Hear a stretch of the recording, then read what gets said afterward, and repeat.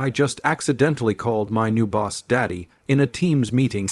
The end of the day always has a certain weight to it at my new job, not heavy in a bad way, more like the kind of weight you feel when you're still learning how to breathe underwater. Everything feels a little slower, a little more calculated, like every word needs to be inspected twice before it leaves my mouth, and on this particular afternoon, the glow of my laptop felt brighter than usual, as if it knew I was one wrong click away from disaster.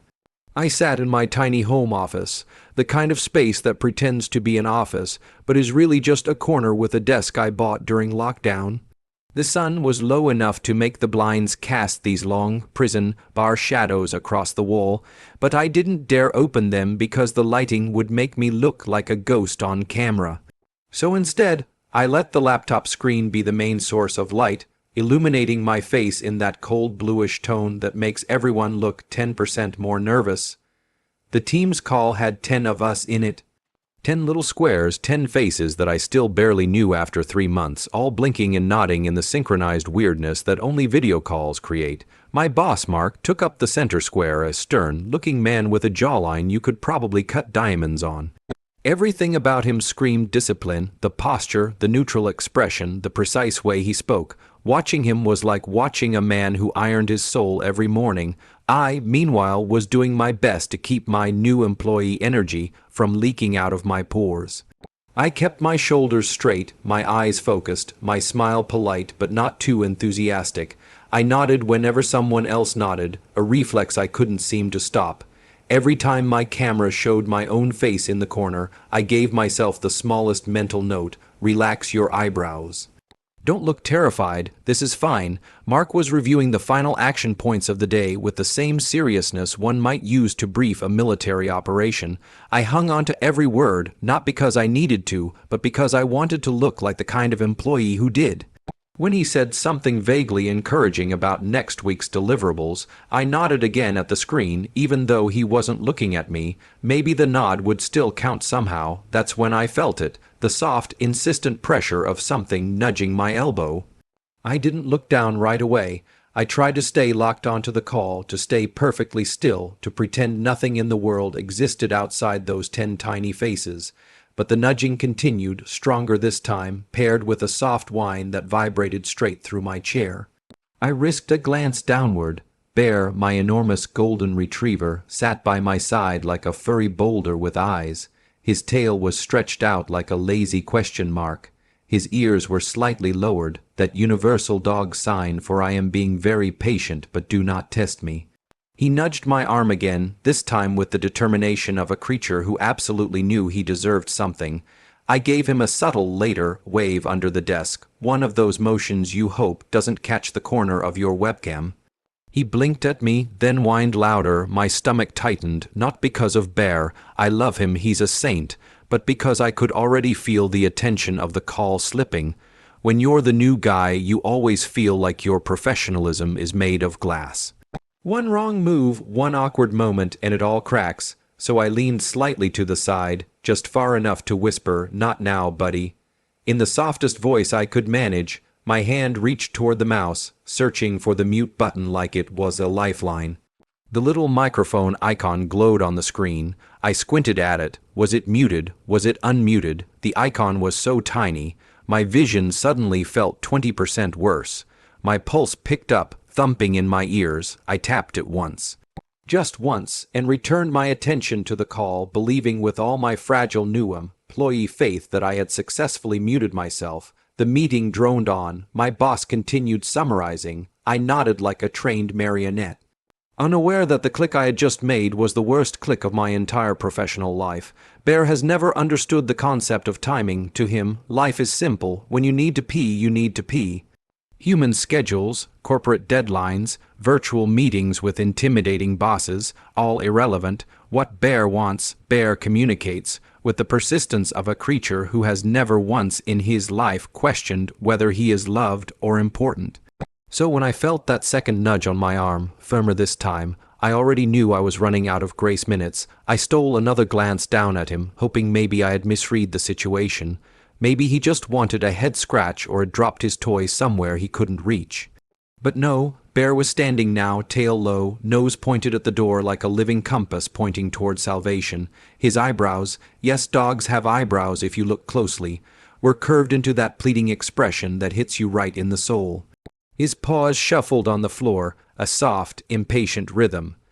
It was the kind of sound you normally wouldn't hear over human conversation. But right now the call had gone oddly quiet as my boss scrolled through something he was reading aloud. The silence made every movement feel amplified. Even the dog's breathing felt loud. "Buddy," I mouthed silently. He stared back, unmoved. That's when the whining started, low at first, barely audible. A warning shot. My heart sank. I sat up straighter, suddenly hyper-aware of everything.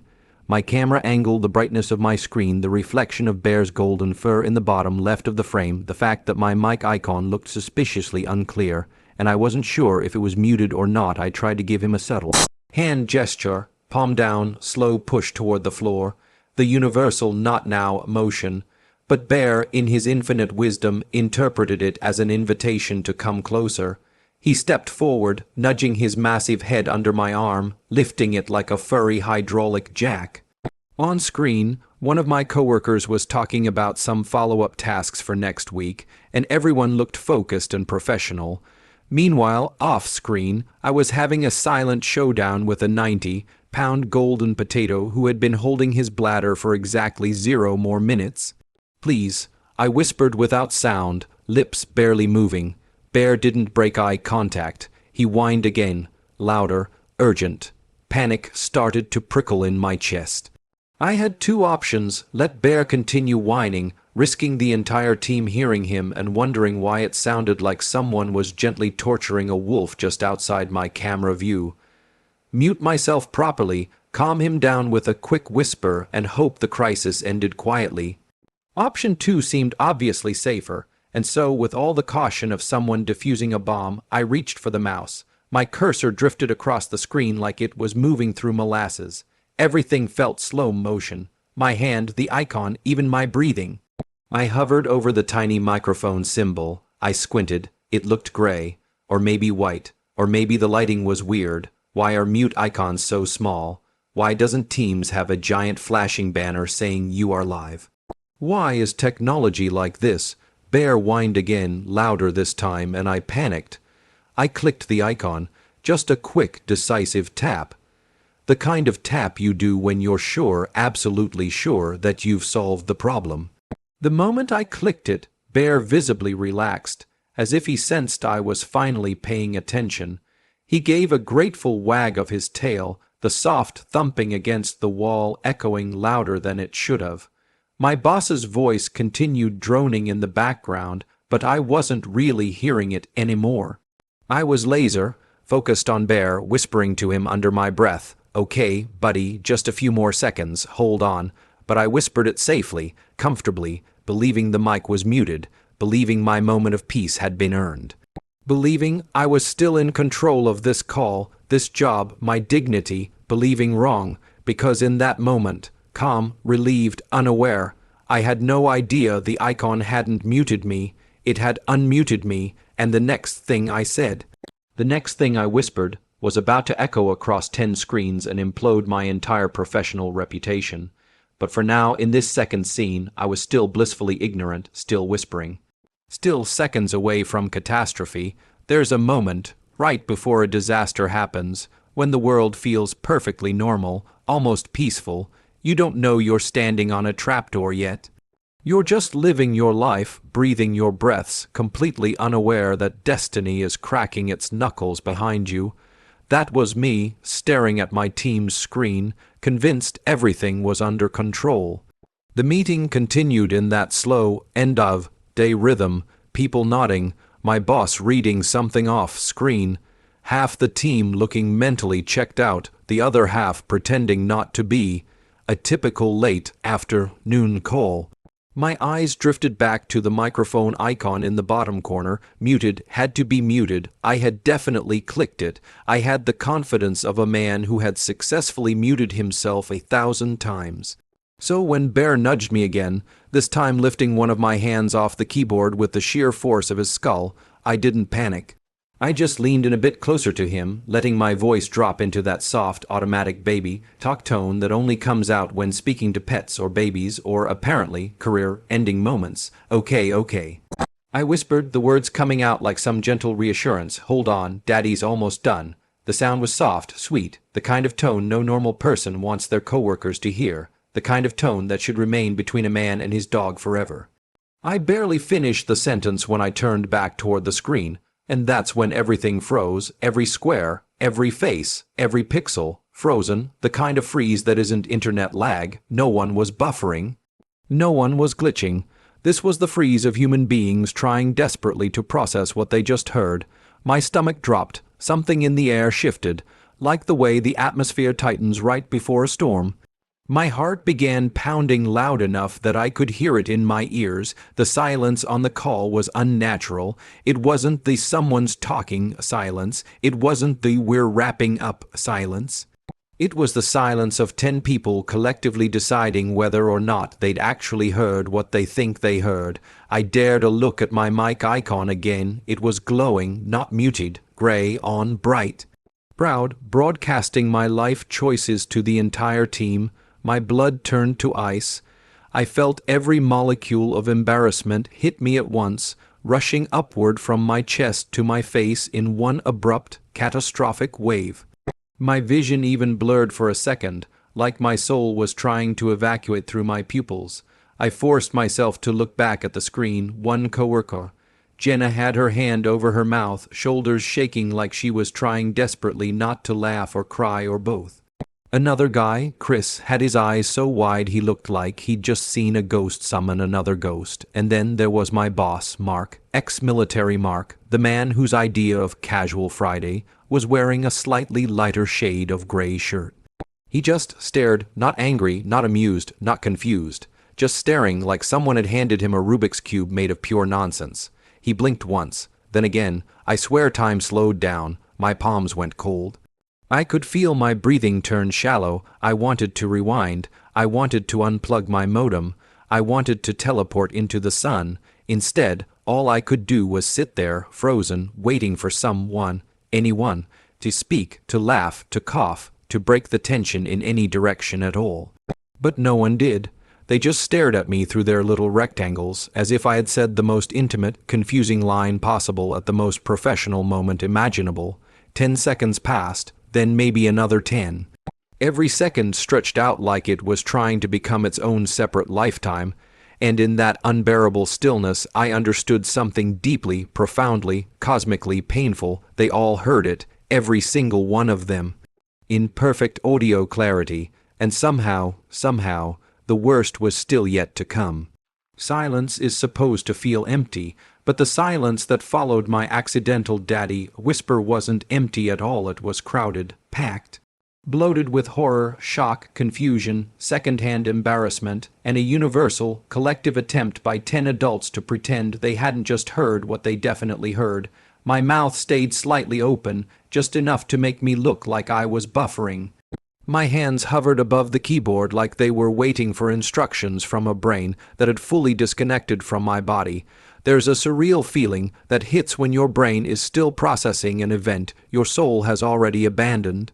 I swear I could feel my spirit climbing out of my body like it was trying to leave me to deal with this alone. My nerves felt like someone had unplugged them and then plugged them back in upside down.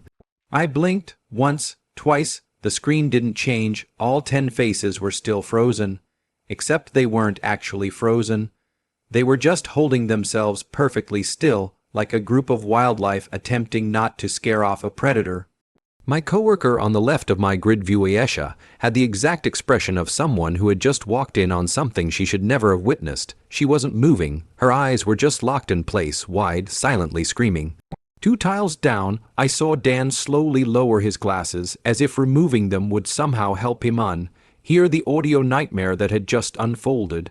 Someone else's video feed had vanished entirely, which I realized meant they turned off their camera the moment I said it. I couldn't tell if that made it better or worse, but then there was Mark, my boss, my new boss, my formal, serious ex-military boss. the man whose emotional range I had thus far only seen stretch from stern to sterner. His tile was front and center on my screen, and for the first time in 3 months of working under him, his expression wasn't readable, he wasn't frowning, he wasn't smirking, he wasn't judging, he wasn't amused. He looked disconnected, like his brain had encountered an error message and needed to reboot. His eyebrows were slightly raised, his eyes fixed on the camera with an intensity that wasn't intentional. It was the blank stare of someone who had just witnessed a glitch in the simulation.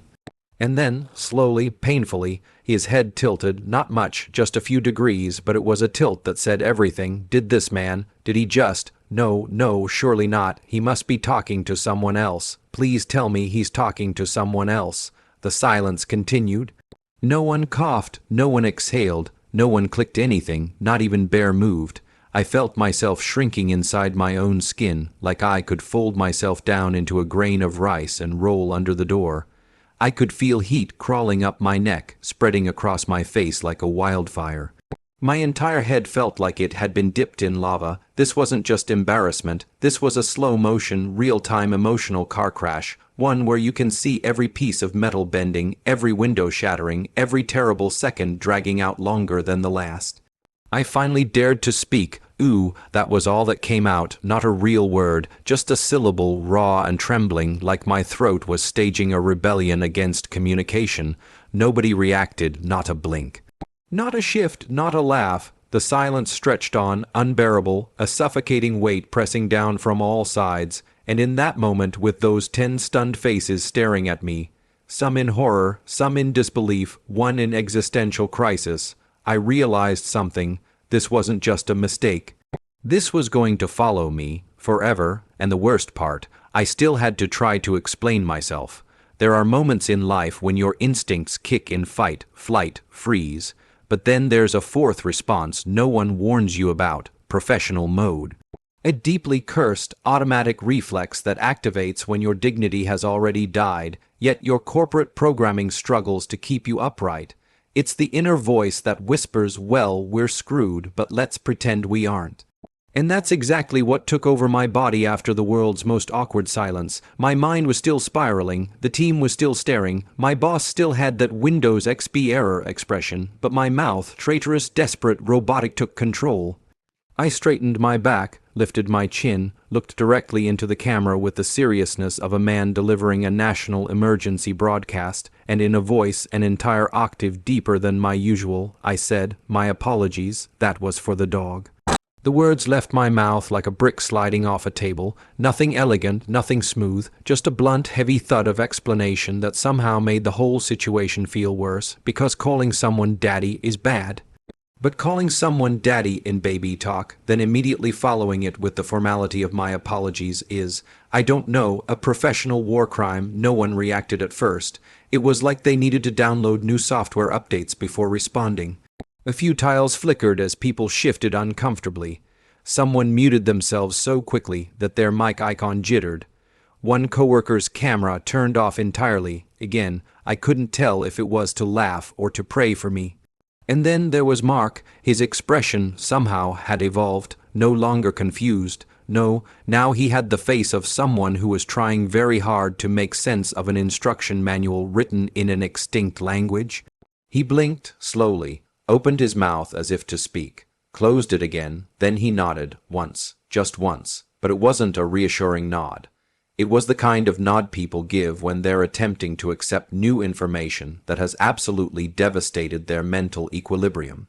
As if to say, okay, dog, right, of course, dogs, yes, moving on. But we were not moving on, no one was moving on. A few of my coworkers looked down at their desks, doing the silent, violent shoulder, shaking that only comes from trying not to laugh in a professional environment. Another pressed her fingers to her lips like she was holding in a scream. My own face felt like it was melting. My ears were so hot they might have been glowing red on camera. I felt like every molecule in my body was vibrating in pure humiliation. I tried to maintain eye contact with the camera, but it felt like staring into the sun. I could feel the weight of 10 separate judgments pressing down on me like a boulder, but I couldn't sit there in the aftermath. I couldn't wait for Mark to respond. I couldn't wait for someone to ask me to clarify. I needed to escape right now. So, with the last functioning piece of my dignity, I cleared my throat, summoned the deepest, most artificially steady voice I have ever produced, and said, "Thank you, Mark, goodbye." Then I clicked leave meeting. Not gently, not politely, I spammed it like my life depended on it. My cursor practically left flames across the screen. The moment I hit that red button, my entire body exhaled like I'd been underwater for 6 minutes. The meeting window closed, the Teams interface vanished, silence filled my apartment, and for the first time since the accident, I was truly, horrifyingly alone with my thoughts. My heart was still hammering. My palms were shaking.